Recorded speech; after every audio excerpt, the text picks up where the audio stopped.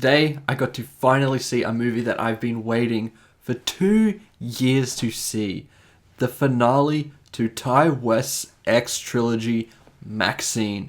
I have so many things to say about this movie, so let's get into it.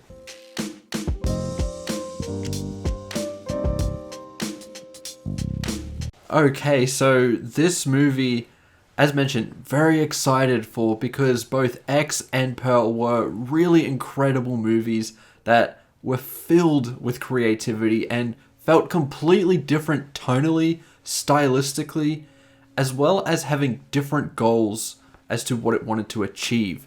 And Maxxxine, from the jump, felt like it was going to be no different. Another tonal shift, another stylistic shift that really wants to keep innovating with each and every film in this trilogy. So how could I not be excited for such a film? And despite the fact that this film has received a ton of criticism and might be the least favored out of all three of these movies, that did not dull my excitement for Maxxxine one bit. And I have to say, for the most part, none of that mattered because I came away from Maxxxine really enjoying my time with this. I just think that once again, Ty West has pulled it off, features another incredible performance from Mia Goth. I mean, each and every one of these movies, she's delivering career best work and will be definitive in her career. When I mention Mia Goth in the future, I will always reference this trilogy and maybe Infinity Pool a little bit, because how can you forget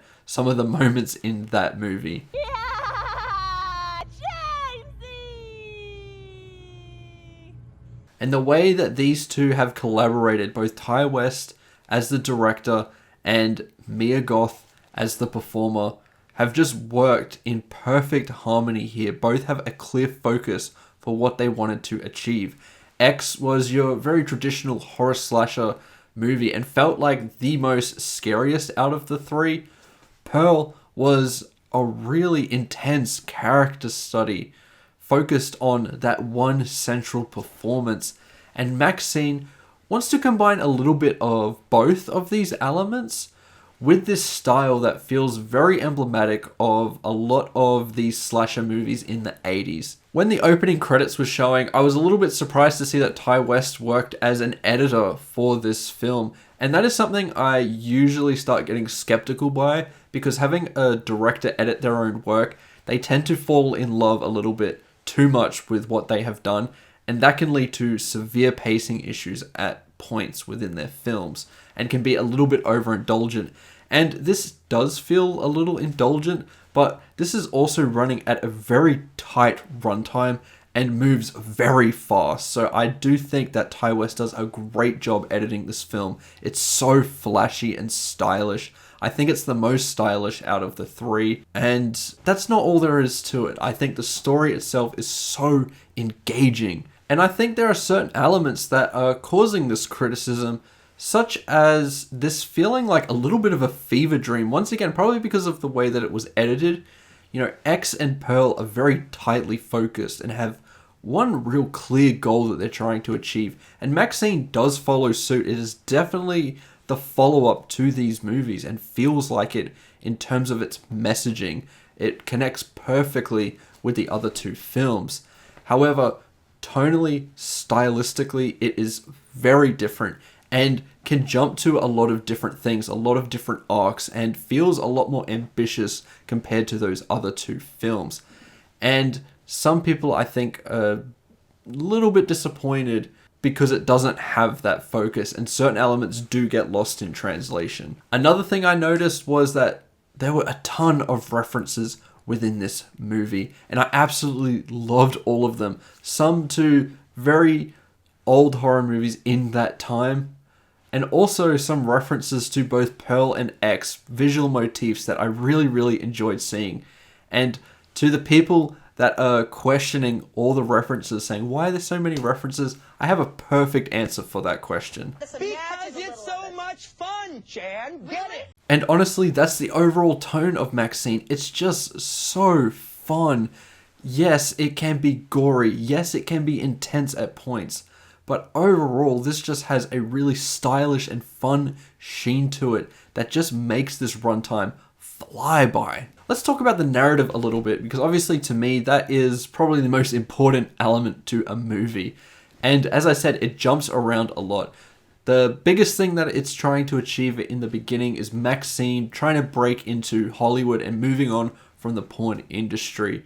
And I thought all of that stuff really shined the most within this movie. Alongside that, you have this part serial killer mystery utilizing the Night Stalker, which can be a touchy subject because the Night Stalker was actually a real person who committed very heinous acts during this time period. But the way that it is implemented within this film, I thought was really well done, and to me was some of the finest parts of this movie. Some of the small stylistic choices that were made, some subtle choices that I really, really loved. You know, firstly, the costume design of this character is very, very of this time, and certain choices within the sound design worked so much in creating this sense of foreboding and tension. This character wears leather gloves, and you can hear the sound of the leather when he clenches his fist.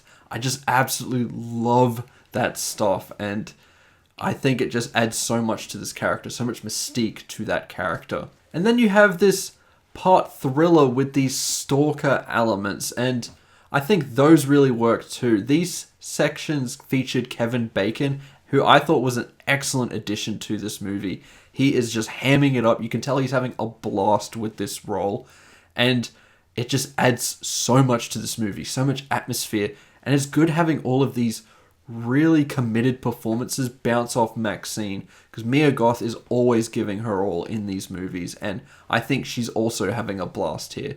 But then you have great performers like Kevin Bacon and Giancarlo Esposito, who I really enjoyed in this film, despite his short amount of scenes within this film. I thought that he had such an impact on this movie, had a sense of fun to it, and delivers some really great lines. Alongside this whole serial killer mystery and trying to break into Hollywood, there are all of these moments that just feel like a love letter to Hollywood, both the glamorous side of it as well as the red light district and the more sleazier elements to it. I think it embraces Hollywood as a whole, and you don't see that all too often. You usually see a movie go in one way or the other, and this kind of does both, and I think it does a great job of highlighting both. I also have to give credit to Elizabeth Debicki as well as her role as this director. I thought that once again, she has some really great lines. I think that this is just such a great ensemble, and it's probably my favorite ensemble in this trilogy. I mean, Pearl doesn't really have an ensemble really, but X does, and X is a fine enough ensemble, but some of those characters are a little bit stock standard, and in this, Ty West wants to have as much fun as possible with all of these characters, and it adds so much flavor to the movie. Going into the more slasher elements of this movie, they're also just so damn fun. I mean, they're so gory, but they're so creative. You know, there's one in a car that I just absolutely adored. I just thought it worked so well for the benefit of the movie. There's kills that this Night Stalker character does that I thought were once again so stylish, so cheesy, felt like a product of the 80s, felt a little bit corny, but in a way that just felt charming and just worked so much and felt so fun, despite how dark this can get at points. Okay, but I do have a couple of negatives towards this film. I don't think it's perfect, because the fact that it can be so ambitious at points and jumps in all of these different directions, as I mentioned, some things do get lost in translation, particularly the trauma that Maxxxine has had as a character. This continues on from X, so she has gone through a very hard time, a very traumatic experience with Pearl, and seeing so many people get murdered and being the lone survivor of all of that has obviously taken a toll on this character. And this movie does dive into it a little bit, but not as much as I would have liked. It almost forgets about it near the end of the movie, and that felt like a little bit of a shame, and goes on to focus on something a little bit different.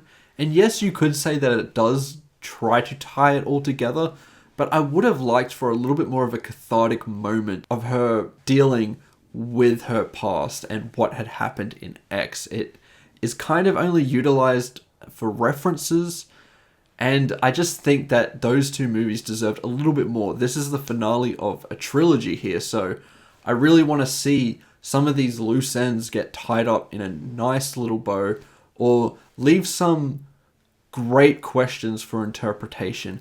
And this kind of doesn't really do either. It just kind of forgets about those elements, which does feel a little bit disappointing. I also think we could have gotten a lot more kills in this movie, because as I said, the kills that were in this movie were just so damn creative, so damn fun, worked perfectly within this genre of filmmaking. And the fact that we only got a few of these kills is a little bit disappointing, because once again, I just think that they added a lot to this movie, added a lot to the sense of fun to this movie, that just really would have been a nice little touch to add one or two more kills. I don't want it covering the whole entirety of this movie. There's obviously a narrative to tell here. I don't want it to be a mindless slasher, but there could have been opportunities for more. Overall, I don't really care what the criticisms are saying. I had a blast with Maxxxine, and I think that this trilogy is just amazing. I mean, there's not too many great horror trilogies, but this is definitely one of them, and I think is my favorite horror trilogy of all time. All three of these movies are absolutely quality, and if you are a fan of the horror genre, if you love slashers, if you love films from the 80s, I mean, there's just so much fun to be had with all of these movies, and the fact that they feel so different. This trilogy never got stale, in my opinion. It just kept innovating and doing something fresh at each and every turn. And I just really appreciate that. And you just see so much range from Mia Goth as she's navigating all of these different roles and performances that feel so different from one movie to the next. It really is an impressive feat of filmmaking. And I really have to credit Maxxxine for being yet another great movie in this trilogy. As a score, I'm going to give Maxxxine a 4.5 out of 5. It's not going to be for everyone. I know it has a very mixed reception, but this is how I feel. I love this movie, and I honestly can't wait to see it again. I can't wait to rewatch this trilogy again. I am a diehard supporter of this movie now. I just had so much fun with it. While it lacks some of the focus of X and Pearl, it does make up in other areas that make this stand alone as another different and interesting film from Ty West. And those are my thoughts towards Maxxxine. Let me know what you think about this movie in the comments below. Did you love it? Did you hate it? Love to hear your thoughts. Remember to like and subscribe, and I'll see you in the next one. Goodbye.